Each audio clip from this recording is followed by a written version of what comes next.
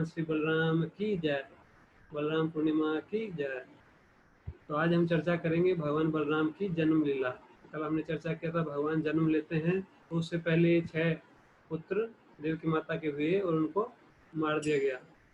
तो जो वासुदेव जी जो है प्रण किए थे अपनी पत्नी देवकी की रक्षा के लिए, जब कंस उसको मारने वाला था स्टार्टिंग में, कि आप हे कंस, आप जो है इसको मारो मत, मैं आपको सारे पुत्रों को वापस जैसे ही पुत्र होगा वैसे आपको सौंप दूंगा, फिर आप उसको मार देना।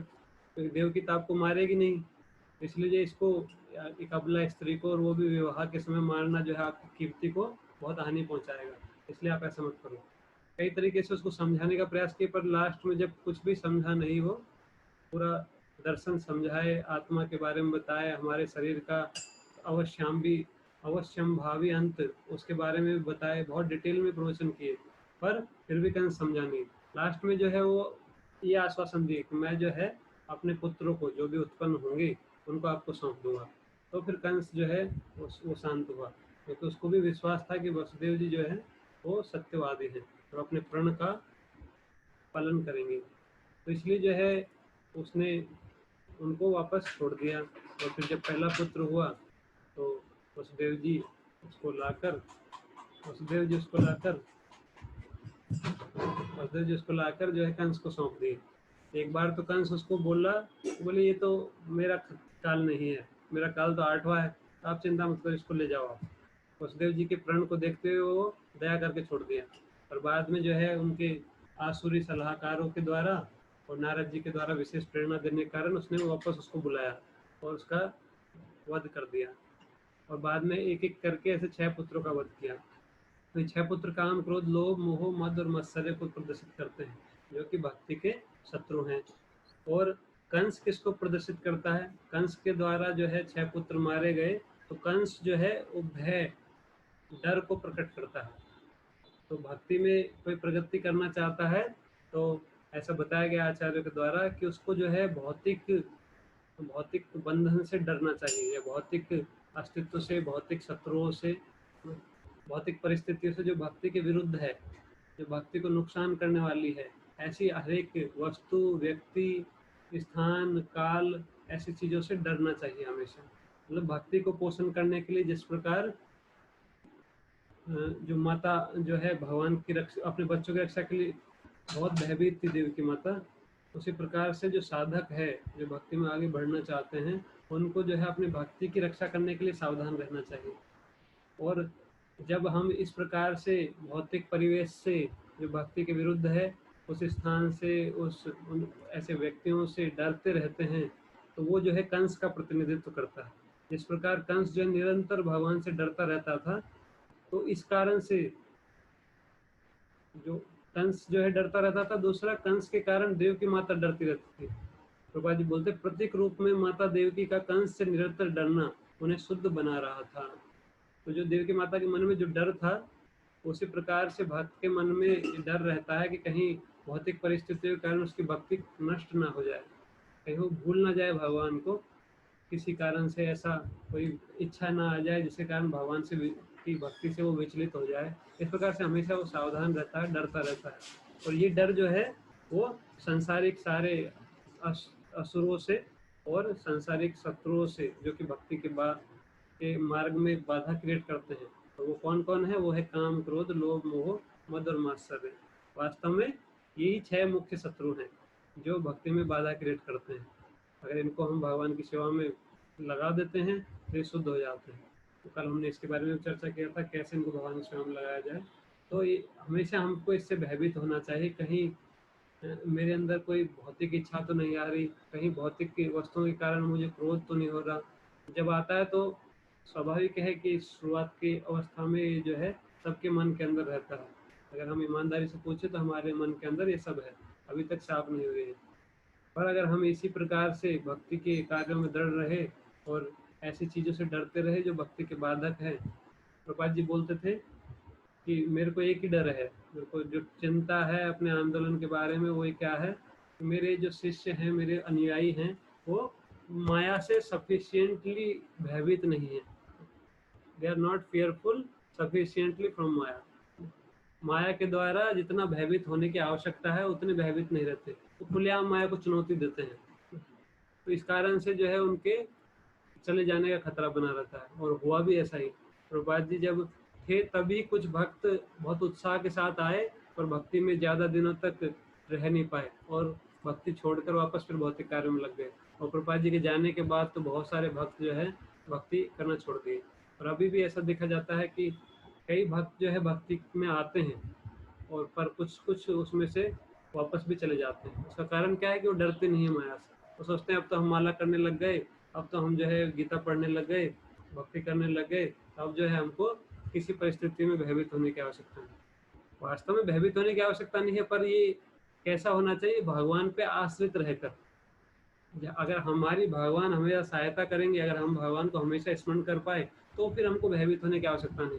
पर स्टार्टिंग की स्थिति में ऐसा संभव नहीं हो पाता कि हम भगवान को हमेशा स्मरण करें और कभी नहीं भूलें। ऐसी कई परिस्थिति आती है जिससे हम भगवान को भूल जाते हैं। एक बार प्रभुपाद जी के एक शिष्य थे, उन्होंने प्रभुपाद जी को आके बोला कि Prabhupada, I think sometime I remain in maya. तो प्रभुपाद जी बोले, rascal, you always remain in maya, sometime you falls in Krishna consciousness. बोले आप हमेशा माया में रहते हो, कभी कभी जो है कृष्ण भावना भावित हो जाते हो। तो स्टार्टिंग में यही स्थिति रहती है हम सबकी।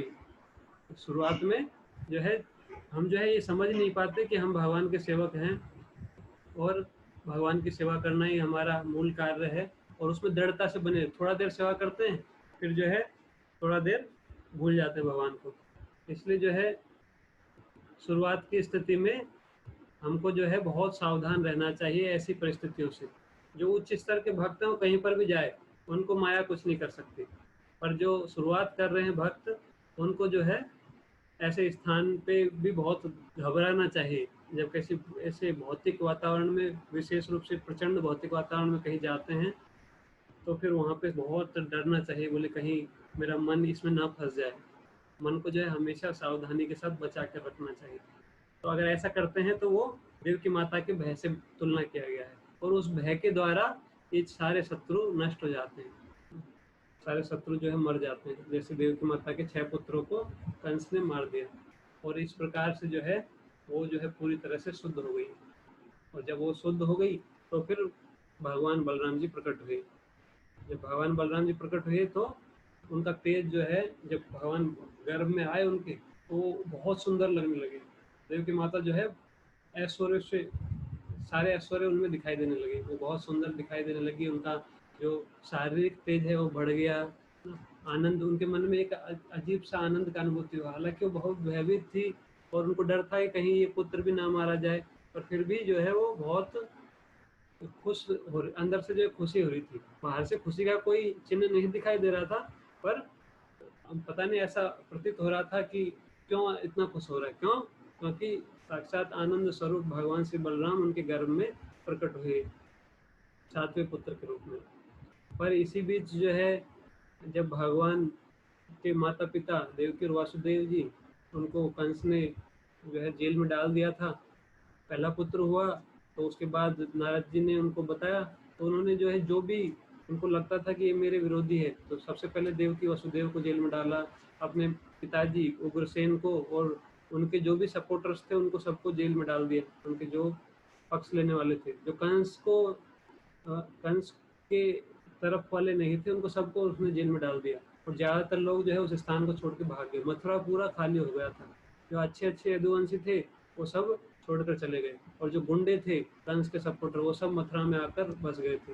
अघासुर, बकासुर, पूतना, ये सब जो है अलग अलग आसुरी राजा थे जिनको कंस ने पराजित किया था दिग्विजय के समय। तो वो सब आकर वहाँ पे मथुरा में रहने लगे। सब गुंडों का जगह बन गया। कुछ कुछ जो बचे थे, जो कंस को के साथ थोड़ा छल कपट पूर्व कंस को बता रहे थे कि हम आपके साइड है, पर वो वहाँ पर रहे थे क्योंकि उनको पता था कि भगवान यहाँ पर प्रकट होंगे। जैसे अक्रूर जी जो है भगवान के चाचा लगते थे, वो भी वहीं पर रह रहे थे, पर वो कंस के साथ में कूटनीतिक मैत्री बनाए हुए थे।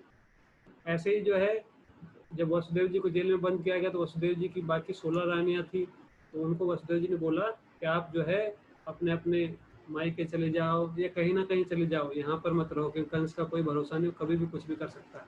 इसलिए सभी जो पत्नियां थी वो सब अपने पिताजी के घर पे चली गई, या फिर कुछ अलग अलग वनवास में तीर्थ के स्थान पर रहने लगी।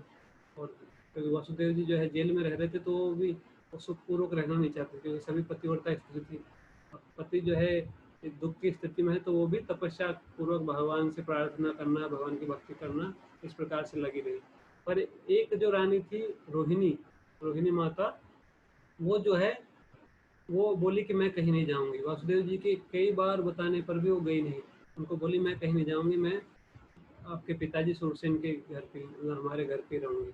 और कंस जो है, कंस ऐसे तो उनका सबका ही भाई लगता था, क्योंकि सभी देवकी की चाचा की बहनें थी। मतलब देवकी की कुछ खास बहनें थी, वो भी वासुदेव जी की पत्नी थी, और कुछ जो है संबंधी थे, सब पारिवारिक संबंधी थे। इसलिए जो है रोहिणी से जो है कंस का में अच्छा संबंध था, तो इसलिए उसने कंस ने जो है उनको कोई बाधा नहीं पहुंचाई।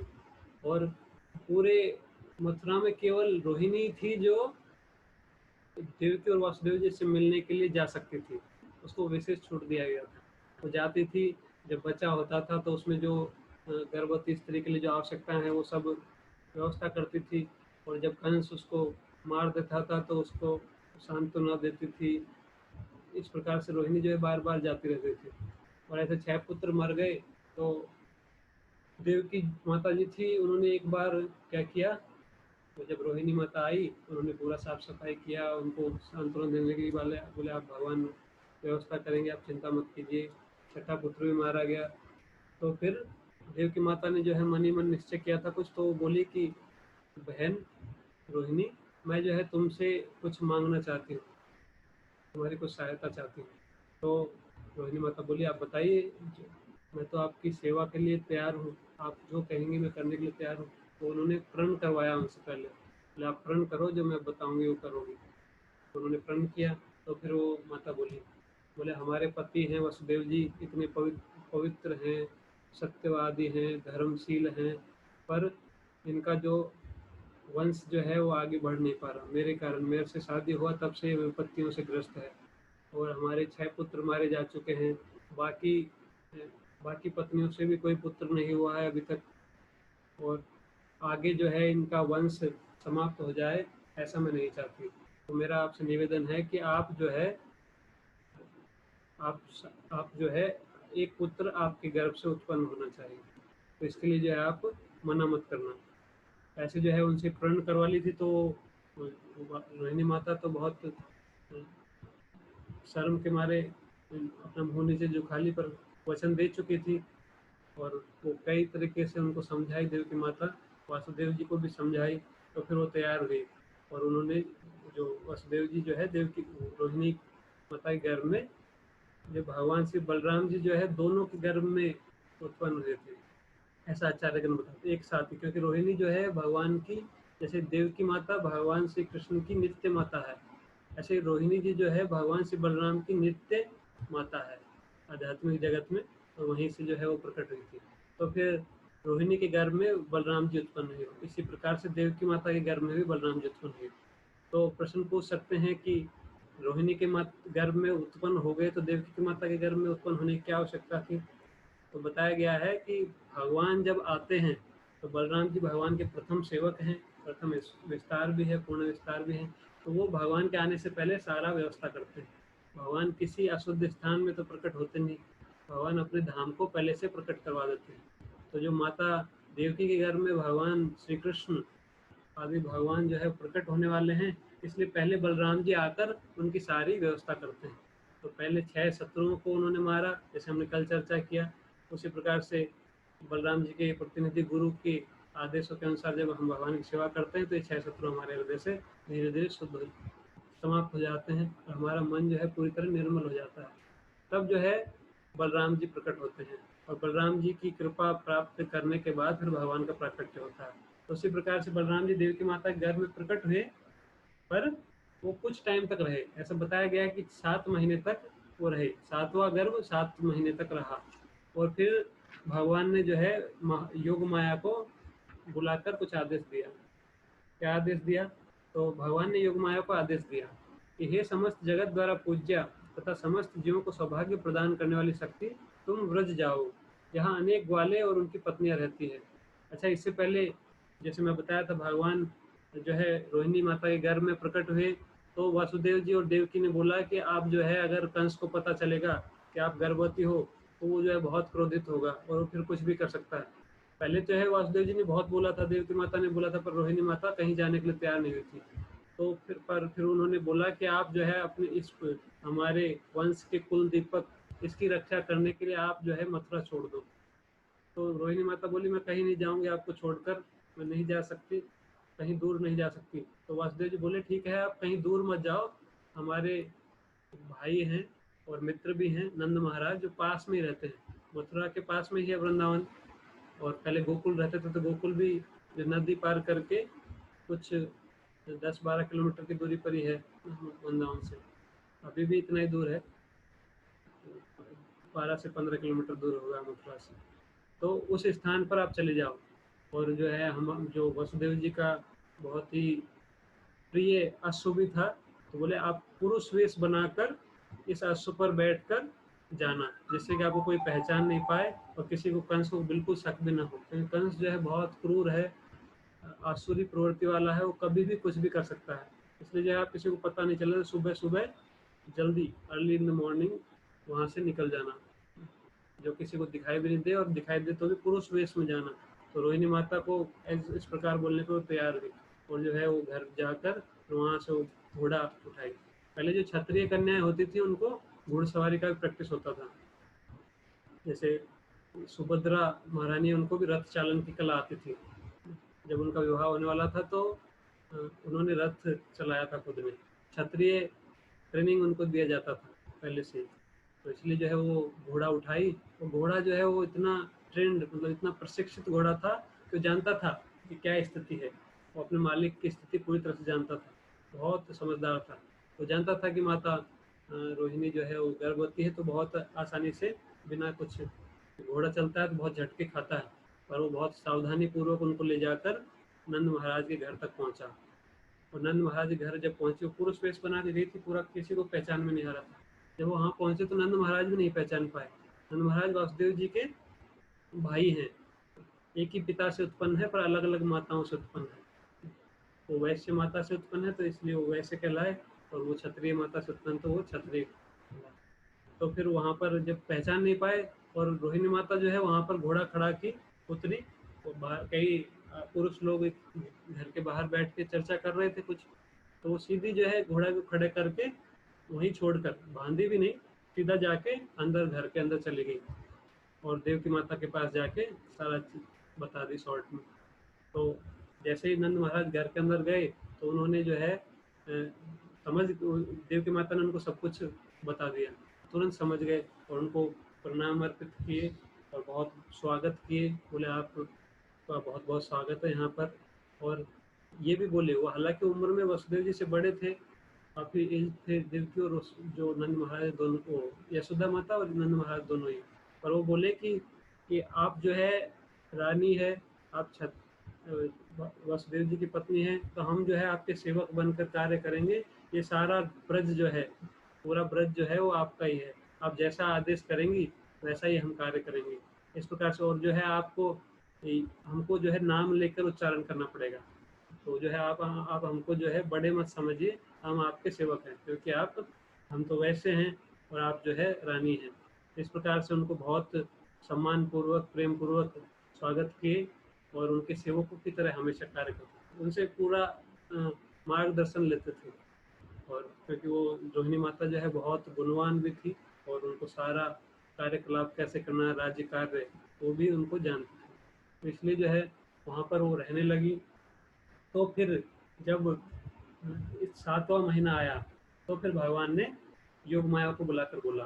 भगवान अभी तक प्रकट नहीं हुए हैं, अपने गोलोक वृंदावन में ही बोल रहे हैं, योग माया को आदेश कर रहे हैं कि हे समस्त जगत द्वारा पूज्य तथा समस्त जीवों को सौभाग्य प्रदान करने वाली शक्ति, तुम ब्रज जाओ, जहाँ अनेक ग्वाले और उनकी पत्नियां रहती है, उस सुंदर प्रदेश में जहाँ अनेक गौवें निवास करती है। वासुदेव की पत्नी रोहिणी नंद महाराज के घर में रह रही है। वासुदेव की अन्य पत्नियां भी कंस के भय से वहीं अज्ञातवास कर रही है। तो अधिकतर पत्नियां वो भी ब्रज के एरिया में ही अज्ञातवास कर रही थी, मतलब उनका पता ही नहीं है कि वो पत्नियां हैं वसुदेव जी की। इस रूप में वो रह रही थी, जिससे किसी को बिल्कुल शक ना हो। इसलिए आप कृपा करके वहाँ जाओ। तो वहाँ जाके करना क्या है, तो बोलते देवक्या जठरे गर्भम ते साख्यम धाम मामकम तत्सन्निकृष्य रोहिण्या उदरे सन्निवेशया। कि देवकी के गर्भ में संकर्षण या शेष नाम का मेरा अंश है, तुम उसे बिना किसी कठिनाई के रोहिणी के गर्भ में स्थानांतरित कर दो।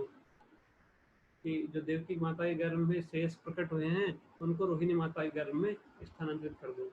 तो आचार्य बताते हैं कि जो रोहिणी थी उनके गर्भ में भी भगवान प्रकट हुए थे और देवकी के गर्भ में प्रकट हुए थे, और बाद में जो है दोनों एक ही हो गए। तो रोहिणी माता के गर्भ में देवकी माता के गर्भ से बच्चा ट्रांसफर करने के लिए इनको बोला गया। ये जो है आजकल संभव नहीं है अभी तो, और भगवान की शक्ति जो योग माया है, उन्हीं के निर्देश में जो है पूरा संसार चलायमान है। ये दुर्गा है, योग माया जो है इस सारे भौतिक संसार की मालकिन है। तो उनको ये आदेश दिया और फिर बोले कि अथा अहम अंश भागे न देवक्या पुत्रताम शुभे प्राप्स्यामि त्वं यशोदायां नंदपत्न्यां भविष्यसि। हे सर्व कल्याण योग माया, उसके बाद जो है मैं अपने 6 सूर्य से युक्त होकर देवकी के पुत्र के रूप में प्रकट होऊंगा। तो आप क्या करना, आप उनको आदेश दिया कि आप जो है देवकी माता से बच्चे को ट्रांसफर करना रोहिणी माता के गर्भ में। और फिर उसके बाद में ये भी बताया, उनको बताया कि आपको जो है लोग अलग अलग नामों से आपकी पूजा करेंगे, दुर्गा, भद्रकाली, विजया, वैष्णवी, कुमुदा, चंडिका, ऐसे कई सारे नामों के साथ आपकी पूजा करेंगे। और देवकी के गर्भ से निकालकर रोहिणी के गर्भ में भेजे जाने के कारण रोहिणी का पुत्र संकर्षण कहलाएगा। तो भगवान बलराम जी का नामकरण भी कर दिए पहले से ही, हालांकि उनका नित्य नाम है संकर्षण तो बलराम, तो उनको जो है संकर्षण नामकरण में बताए, बोले वो जो है रोहिणी का पुत्र संकर्षण कहलाएगा। और वह गोकुल के सारे निवासियों को प्रसन्न करने की क्षमता होने के कारण राम कहलाएगा। बच्चा पैदा होने के बाद नामकरण किया जाता है, पर भगवान जन्म लेने से पहले ही नामकरण भी कर दिए। और तीसरा नाम बताए कि अपनी प्रचुर शारीरिक शक्ति के कारण वो बलभद्र कहलाएगा। भगवान श्री कृष्ण है वो बलराम जी का नामकरण उनके जन्म से पहले ही कर दिए। तो भगवान जो है बलराम जी का नामकरण किए और फिर उस योग माया को ये आदेश दिए कि आप जो है जो मेरा पूर्ण अंश प्रकट होगा उसका नाम जो है संकर्षण होगा, उसको जो है देवकी माता के गर्भ में ट्रांसफर कीजिए। इस प्रकार से आदेश दिए। योग माया ने जो है इस आदेश का पालन करते हुए फिर वो गई सीधा प्रकट हुई वहाँ पर गोकुल में, और देवकी माता के जो जेल में जो देवकी थे वहाँ पर भी प्रकट हुई। और उन्होंने क्या किया, अपनी दिव्य शक्ति, उनके पास तो बड़ी विशेष शक्तियाँ हैं, सारी भौतिक शक्तियों की मालकिन है दुर्गा माता। जितनी भी हमारे पास टेक्नोलॉजी है वो उन्हीं की द्वारा दी गई है। भौतिक शक्ति के साथ जो भी बदलाव किया जा सकता है, आजकल का जो आधुनिक विज्ञान है, जो टेक्नोलॉजी है, वो क्या कार्य करता है, अलग अलग भौतिक पदार्थों के मिश्रण से अलग अलग प्रकार के इफेक्ट उत्पन्न करता है, प्रभाव उसके अलग अलग उत्पन्न करता है। तो देव जो सारा मूल प्रभाव है जो बहुत दुर्गा माता से आता है। तो दुर्गा माता ने जो देवकी माता के गर्भ से, तो भगवान ने ये भी बोला था अब दोनों माताओं को कोई कष्ट नहीं देना, जिससे कि उनको कोई परेशानी ना हो। उनको जब वो उनको योग माया योग निद्रा में दोनों को सुलाया, एक साथ दोनों जगह ये कार्य किया। देवकी माता के गर्भ से बच्चे को हस्तांतरित किया, उसको गायब किया वहाँ से, और देवकी माता जो है उनके गर्भ जो है रिक्त हो गया, खाली हो गया।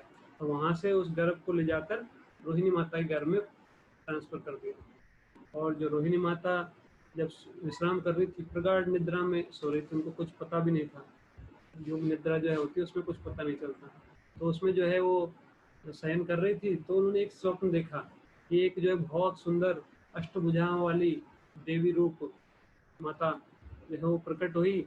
और उन्होंने जो है उनको थोड़ा सा दर्द हुआ, और बाद में जो है वो उन्होंने प्रार्थना बोला उनको कि मैं भगवान के आदेश से ये गर्भ आपके स्थानांतरित किया, तो आपको थोड़ा कष्ट हुआ, इसके लिए मुझे क्षमा कीजिएगा। ऐसा करके बोल के वो अदृश्य हो गई। तो ये सब ऐसा लगा उन्होंने ये सपना देखा था। बाद में जो है जब उठी तो उनको बहुत अलग प्रकार का आनंद अनुभव हुआ। बाद में उन्होंने देखा तो वहाँ पे आसपास एक पुल गिरा हुआ था। इस प्रकार से उनको लगा कि ये सपना है कि हकीकत है, कुछ समझ नहीं पाई। तो पर फिर भी जो है भगवान बलदेव जो है उनके गर्भ में पहले से ही थे और प्रविष्ट हो गए। तो दोनों जो भगवान माता रोहिणी के गर्भ में आए और बाद में जो है माता रोहिणी के गर्भ से उन्होंने जो है जन्म लिया, इसलिए जो है रोहिणी नंदन कहलाते हैं। तो ये जो प्रश्न जो है पूछा था परीक्षित महाराज ने कि कैसे देहांतरण के बिना गर्भांतरण हुआ, ये भगवान की इच्छा से, भगवान के आदेश से जो है इस प्रकार से ये देहांतरण हुआ। तो ये जो है बलराम पूर्णिमा जो 3 तारीख को आएगी इस बार, उस दिन जो है भगवान बलराम जी प्रकट हुए, तो उसको जो है बलराम जयंती के रूप में मनाया जाता है। तो ऐसे जो है भगवान श्री बलराम जी आज के दिन प्रकट हुए। तो एक बार जोर से बोलेंगे, भगवान श्री बलराम की जय, भगवान श्री बलराम जी आविर्भाव दिवस की जय। तो उसके बाद जो है एक और विशेष बात थी कि पूरे ब्रज में देव यशोदा माता, नंद महाराज और बाकी जो ग्वाल बाल थे उनके भी कोई संतान नहीं थी जब तक रोहिणी माता आई नहीं थी। तब तक जब रोहिणी माता आई, उन्होंने बलराम जी को जन्म दिया। उसके बाद जब रोहिणी माता आ गई थी, उसी के बाद जो है सारी स्त्रियां जो है ब्रज की वो जो है गर्भवती हुई और सबके जो है बच्चे, बलराम जी का जन्म हुआ, उसके बाद सबके पुत्र उत्पन्न हुए। तो रोहिणी माता जो है ब्रज के लिए भी बहुत सौभाग्य लेकर आई थी और सारे बच्चे जो है सभी लोगों के बच्चे उत्पन्न हुए।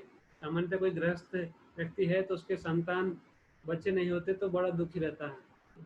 तो भगवान की कृपा से वहाँ पर जो है रोहिणी माता ये भी शुभ संकेत लेकर आई और सारे, इसलिए जो है बलराम जी सबसे बड़े थे। जो भी गोप सखा थे उनमें बलराम जी सबसे बड़े थे, बाकी सब उनसे छोटे थे।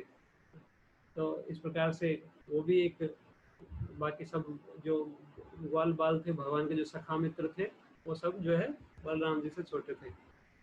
तो फिर बलराम जी जब प्रकट हुए तो उसके एक साल बाद फिर भगवान श्री कृष्ण भी प्रकट हुए। और जब बच्चे थे छोटे छोटे तो बलराम जी और भगवान साथ साथ कई सारी लीलाएं करते थे। बाल लीला जो है उनकी बहुत सारी हैं। ऐसे छोटे बच्चे थे तो छोटे बच्चे जब पहली बार चलना स्टार्ट करते, घुटने के बल चलते हैं, तो उस दिन भी एक उत्सव मनाया जाता है।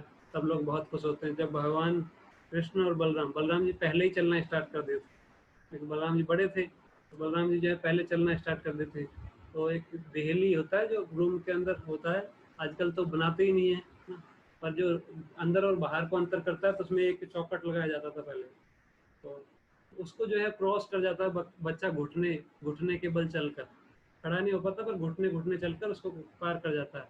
तो उस दिन जो है सब लोग बहुत खुश होते हैं और एक फेस्टिवल करते हैं। जो वैदिक संस्कृति है उसमें कुछ ना कुछ उत्सव होता ही रहता है।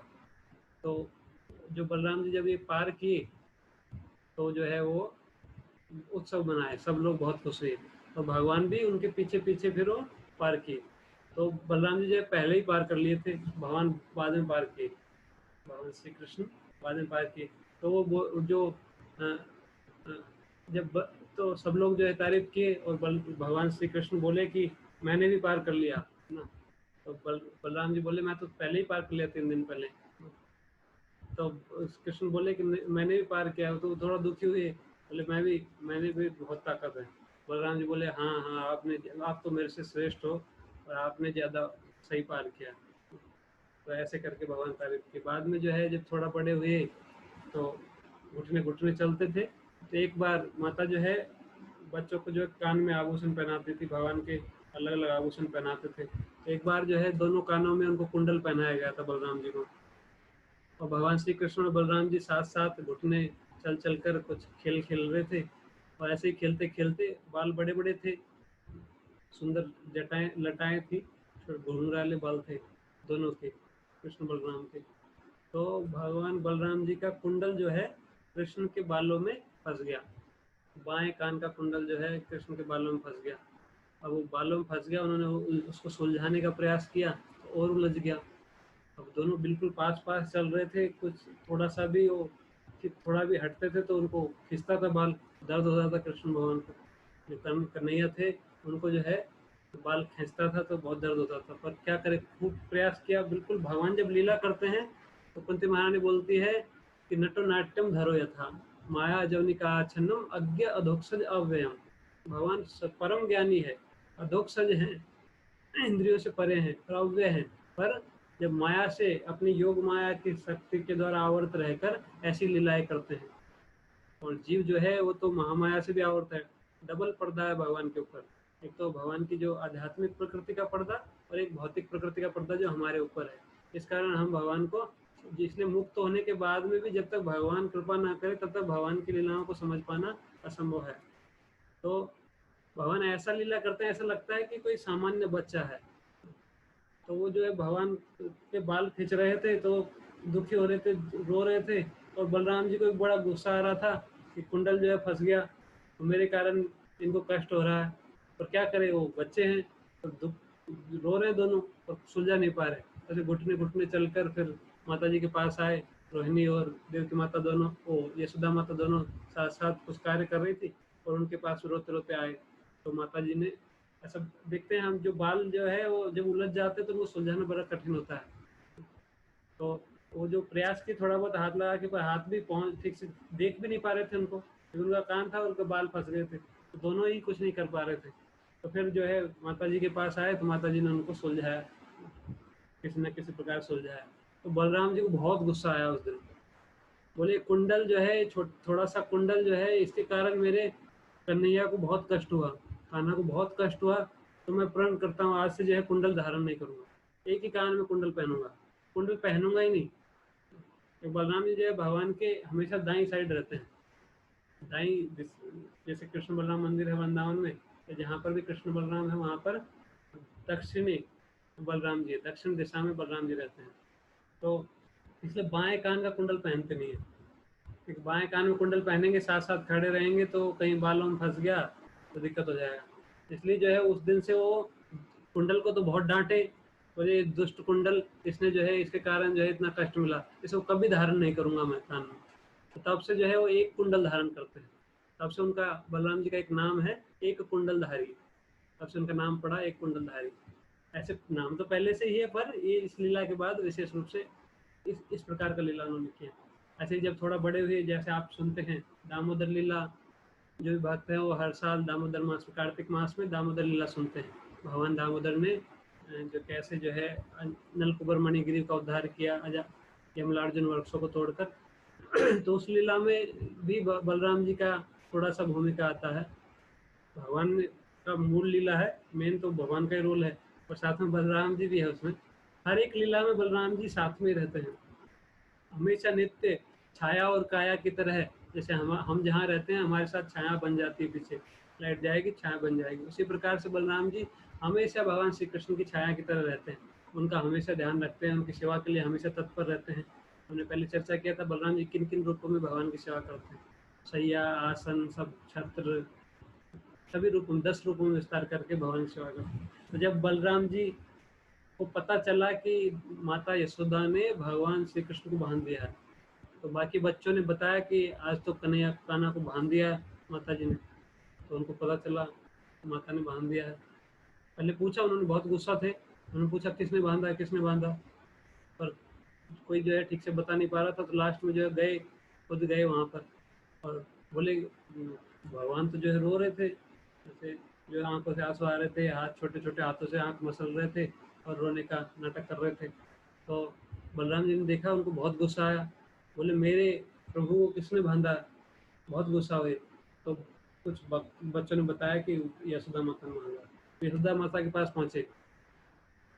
यशोदा माता का भगवान के प्रति इतना प्रेम है कि बलराम जी भी वात्सल्य भाव में है, यशोदा माता भी वात्सल्य भाव में है, पर बलराम जी जो है यशोदा माता के बंधन से कृष्ण को खोल नहीं सकते थे, क्योंकि उनका विशेष प्रेम का बंधन। डायरेक्ट जाके बोले, किसने बांधा कृष्ण को, कान्हा को किसने बांधा है, जानते नहीं तुम, माता जी आप जानती नहीं कान्हा कौन है, वो जो है परम भगवान है। तो माता जी तो, यशोदा माता तो मानती नहीं थी उनको भगवान, वो तो प्रेम से बच्चा मानती थी।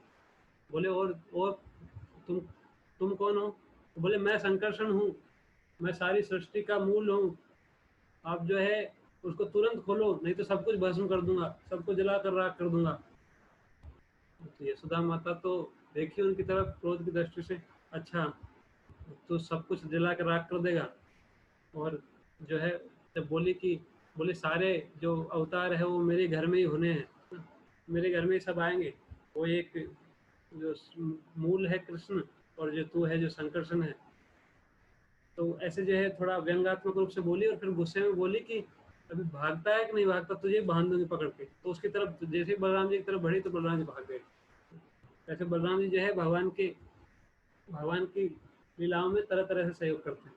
तो यशोदा बाद में जो है जब भगवान ने यमलार्जुन को गिरा दिया और फिर सारे ग्वाल बाल आ गए, तो नंद महाराज ने भगवान को उस बंधन से खोला।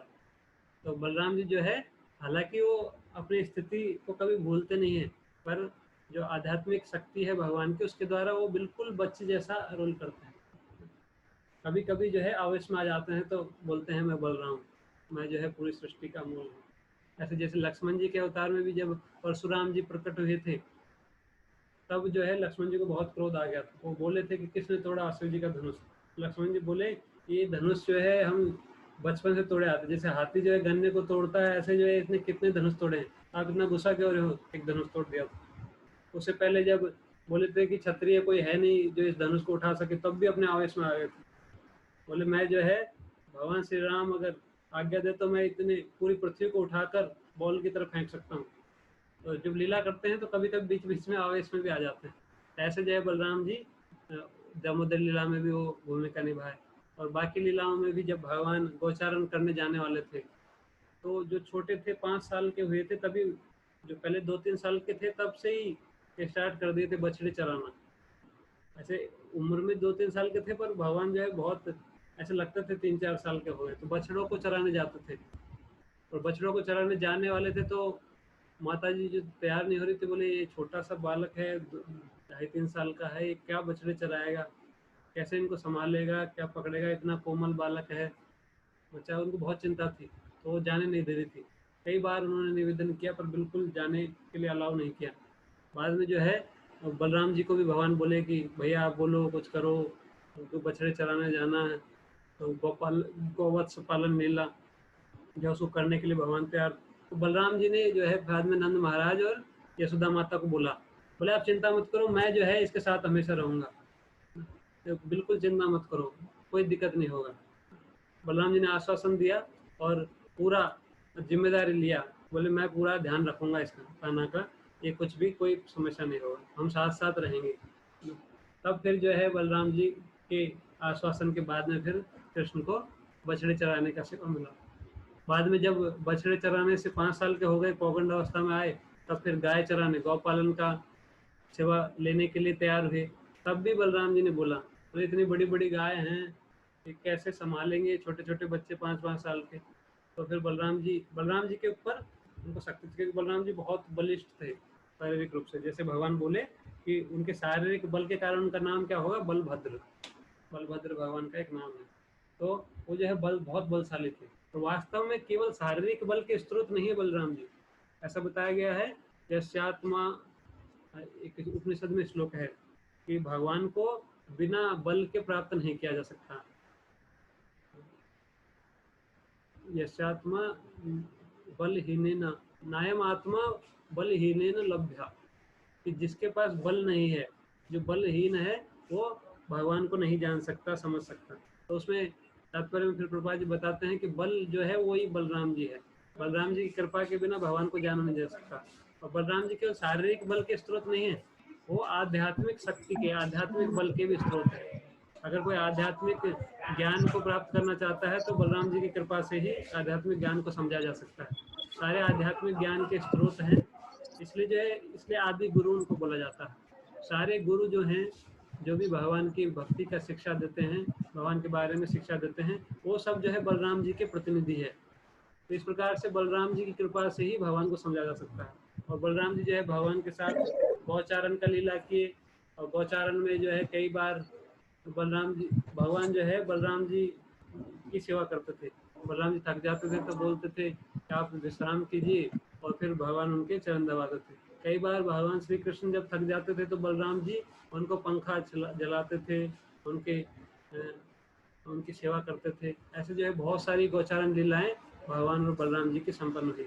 और भी आगे जो है कई सारी लीलाएं उन्होंने संपन्न की, तो उनको जो है हम कल चर्चा करेंगे। बहुत सारी लीलाएं हैं बलराम जी की, ये सब जो है श्रीमद् भागवतम के 10वें स्कंद में वर्णित है, और बाकी और भी कई जगह कई शास्त्रों में इसका वर्णन किया गया है। जैसे हम कल बात किए थे कि चारों वेद भी जो है बलराम जी की लीलाओं को समझ नहीं पाते, पर पुराणों में उनका वर्णन किया गया है। तो कुछ जो सुखदेव गोस्वामी है और बहुत सारे आचार्य हैं, उनकी कृपा से हम कुछ कुछ बलराम जी के बारे में जानने का प्रयास कर रहे हैं। तो आगे की लीलाएं जो है हम कल चर्चा करेंगे। हरे कृष्णा कृष्णा कृष्णा हरे हरे हरे राम राम